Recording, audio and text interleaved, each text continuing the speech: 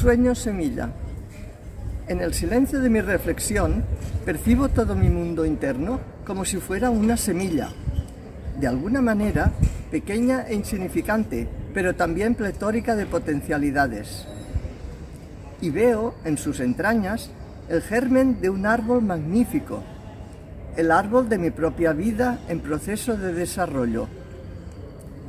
En su pequeñez, cada semilla contiene el espíritu del árbol que será después. Cada semilla sabe cómo transformarse en árbol, cayendo en tierra fértil, absorbiendo los jugos que la alimentan, expandiendo las ramas y el follaje, llenándose de flores y frutos para poder dar lo que tienen que dar.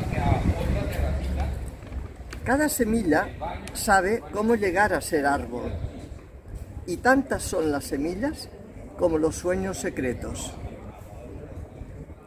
Dentro de nosotros, innumerables sueños esperan el tiempo de germinar, echar raíces y darse a luz, morir como semillas, para convertirse en árboles. Árboles magníficos y orgullosos, que a su vez nos digan, en su solidez, que oigamos nuestra voz interior, que escuchemos la sabiduría de nuestros sueños semilla. Ellos, los sueños, indican el camino con símbolos y señales de toda clase, en cada hecho, en cada momento, entre las cosas y entre las personas, en los dolores y en los placeres, en los triunfos y en los fracasos.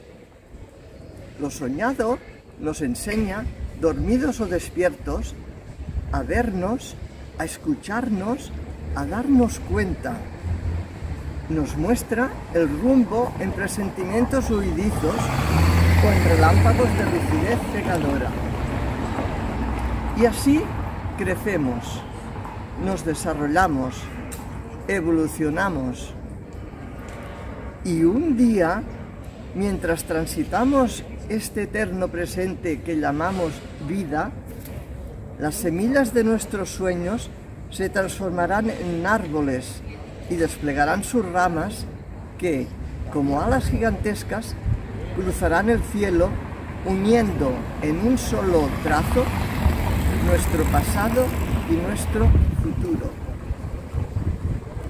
Nada hay que temer. Una sabiduría interior las acompaña, porque cada semilla sabe cómo llegar a ser árbol. Jorge Bucay.